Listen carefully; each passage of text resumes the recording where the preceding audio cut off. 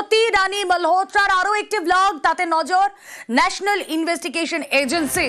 মুম্বাইয়ের লালবাগ, সেখানে জ্যোতি মালহোত্রার ব্লগ। দক্ষিণ মুম্বাইয়ে গণেশ চতুর্থীর ব্লগ। জ্যোতির সঙ্গে নীল শার্ট পরা এক যুবক, ছবিতে দেখছেন আপনারা। ব্লগে যুবককে নেভি জওয়ান বলে সম্বোধন জ্যোতির। দেখুন সেই ক্লিপিং।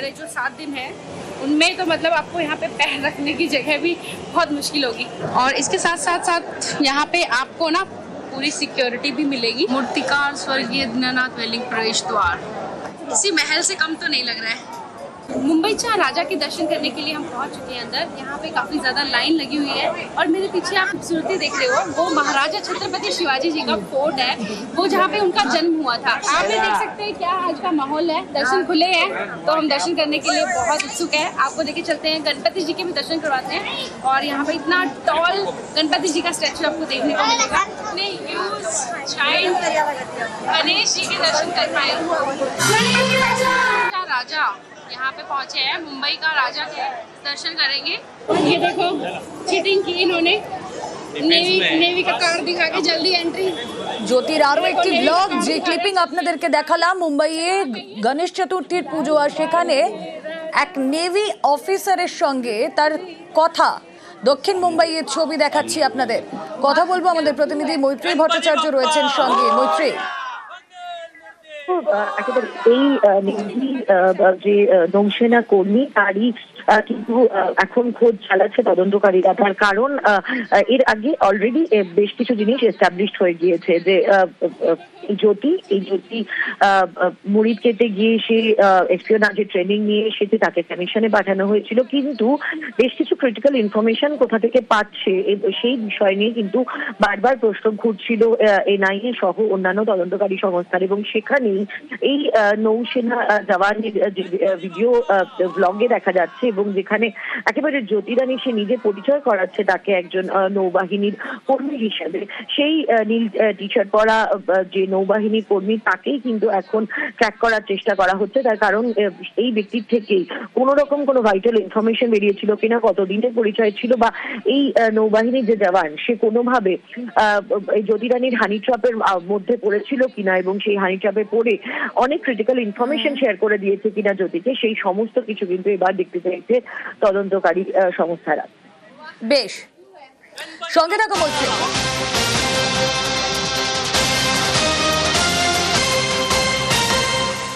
আরো 4 দিনের পুলিশ হেফাজতে জ্যোতি, জেরায় অসহযোগিতার অভিযোগ পুলিশের। একাধিক প্রশ্ন এড়িয়েছেন জ্যোতি রানী মালহোত্রা।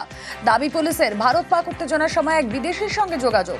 ভারতীয় বংশোদ্ভূত একজনের সঙ্গে জ্যোতির কথা বলবো এই বিষয়ে। আর কি জানা যাচ্ছে, প্রতিনিধি মৈত্রী ভট্টাচার্য রয়েছেন সঙ্গে। মৈত্রী, দেখো, আজকে জ্যোতিকে যখন কোর্টে পেশ করা হয়েছে, এবং তখনই কিন্তু হিসার পুলিশের তরফ থেকে জানানো হয়েছে যে জ্যোতির ক্ষেত্রে, জ্যোতির এই যে তদন্ত, সেক্ষেত্রে আরো কিছু জায়গা এখনো পর্যন্ত গ্যাপ রয়েছে। প্রাথমিকভাবে হিসার পুলিশের তরফ থেকে জানানো হয়েছে যে তদন্তে কোনো রকম সহযোগিতা, একাধিক প্রশ্ন এড়িয়ে যাচ্ছে এবং অসহযোগিতা করার চেষ্টা করছে জ্যোতি। এবং শুধু সেটাই নয়, জ্যোতির ক্ষেত্রে জ্যোতির ব্যাংক অ্যাকাউন্ট ডিটেলস, তার ফোন এবং তার ল্যাপটপের যে ফরেন্সিক রিপোর্ট, সেটা আসতে আরো দিন দুয়েক সময় লাগবে। ফলে সেই রিপোর্টগুলো আসার পর যেখানে যেখানে ব্লক করেছে জ্যোতিকে সেখানে তারা নিয়ে যেতে চায়। এবং শুধু সেটাই নয়, যখন ভারত পাকিস্তান টেনশন চলছে সেই পরিস্থিতিতে একজন ভারতীয় বংশোদ্ভূত পিআইওর সঙ্গেও দেখা করেছে জ্যোতি, এমন তথ্যই কিন্তু এসে পৌঁছেছে হিসার পুলিশের হাতে। সেই বিষয়গুলো জানানোর পরেই কিন্তু 4 দিনের আরো রিমান্ডে দেওয়া হয়েছে জ্যোতিকে। বেশ, দেখুন এই সব নিয়ে যারা ইনভেস্টিগেটিং আধিকারিকরা রয়েছেন তারা কেন তৎপর হচ্ছেন, জিজ্ঞাসাবাদ চলছে। তার কারণ এদেশের তথ্য পাকিস্তানে পাচার হচ্ছে। আর শুধু কি জ্যোতি রানী মালহোত্রা নয়, এই তালিকাটা তো আরো দীর্ঘ। ভারত বিরোধী মানসিকতা খুঁজে খুঁজে মগজ ধোলাই করে কারা? আইএসআই। গোয়েন্দাদের তদন্তে এমনই চাঞ্চল্যকর তথ্য।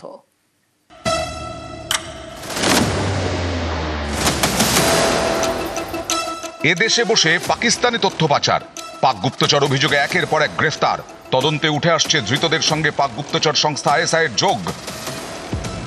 আইএসআই, ইন্টার সার্ভিসেস ইন্টেলিজেন্স, পাক গুপ্তচর সংস্থা, এরাই ফাঁদ পেতেছে ভারতে। মানি ট্র্যাপ, টাকার টোপ দিয়ে এজেন্ট তৈরি করে, তাদের দিয়ে ভারত থেকে বিভিন্ন তথ্য পাকিস্তানে পাচার করায়। আইএসআই টার্গেটে ইনফ্লুয়েন্সাররা, ফাঁদ পাতার আগে নানাভাবে নজরদারি চালায় আইএসআই। রেস্তোরাঁ, ক্যাফেতে গোপন ক্যামেরা বসিয়ে চলে নজরদারি। সোশ্যাল মিডিয়া পোস্ট ফলো করে পাক এজেন্টরা। ভারত বিরোধী মানসিকতা পেলেই লুফে নেয়। ফ্রি ওয়াইফাই জোনে লগ ইন করা ডিভাইস হ্যাক করে তথ্য আদায় করে। চর তৈরি করতে মানি ট্র্যাপ দেওয়া হয়, মোটা টাকার টোপ, তারপরে চলে মগজ ধোলাই। প্রয়োজনে ব্ল্যাকমেল চালিয়ে আইএসআইয়ের কাজ করতে বাধ্য করা হয়। আইএসআইয়ের বিশেষ নজর কর্তারপুর করিডোরে। এখান থেকে 2019 সালে বিপিন সিং নামে এক পাকচরকে গ্রেফতার করা হয়। সম্প্রতি গ্রেফতার করা হয় দেবেন্দ্র সিং ধিলো নামে এক যুবককে। পলিটিক্যাল সায়েন্সের ছাত্র, মাস্টার্স করছে। দেবেন্দ্রকে জেরা করে পুলিশ জানতে পেরেছে এই কর্তারপুর করিডোর হয়েই সে পাকিস্তানে গিয়েছিল। নিউজ 18 বাংলা।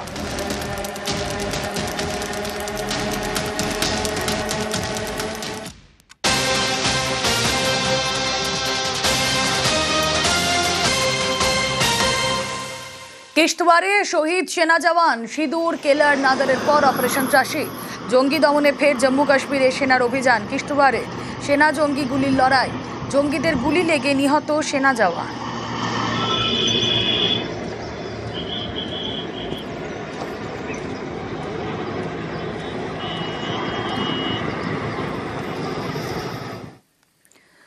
পশ্চিমবঙ্গের একটা বড় অংশ জুড়ে ভারত বাংলাদেশ সীমান্ত, আর এই সীমান্তে অনুপ্রবেশ রুখতে করা মুখ্যমন্ত্রী। উত্তরকন্যায় প্রশাসনিক বৈঠক থেকে পুলিশকে আরও নজরদারি বাড়ানোর নির্দেশ মমতা বন্দ্যোপাধ্যায়। আমি শুনছি অনেক বাইরের লোক, কেউ আসাম থেকে, কেউ ইধার থেকে, কেউ উধার থেকে, বিভিন্ন লোক বিভিন্ন এলাকায় ঢুকছে। ঢুকে এমনকি আমাদের সমর্থকের কাছেও তার নাম্বার, তার প্যান কার্ড নাম্বার, তার আধার কার্ড নাম্বার, তার ফোন নাম্বার, সে কি করে তার ডিটেলস নিয়ে চলে যাচ্ছে অফিসারদেরও। আমি পুলিশকে বলবো, বি অ্যালার্ট। বাইরে থেকে কোনো জঙ্গি যেন কোথাও গিয়ে শেল্টার নিতে না পারে।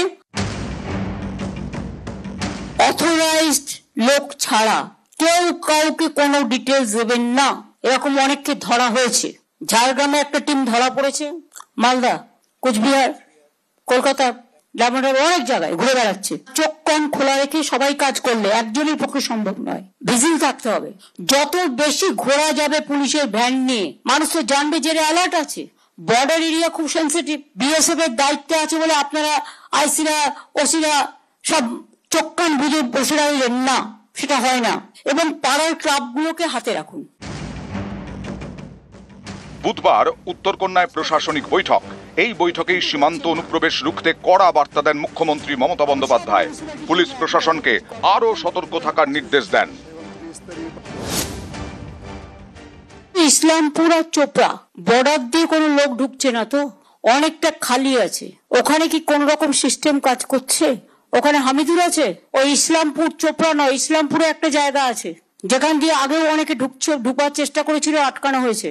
ওটা একটু দেখে রেখো। রাব্বানি ভাষণ না দিয়ে বেশি হামিদুর আছে, তোমরা সবাই মিলে জেলাটা ভালো করে দেখে নাও।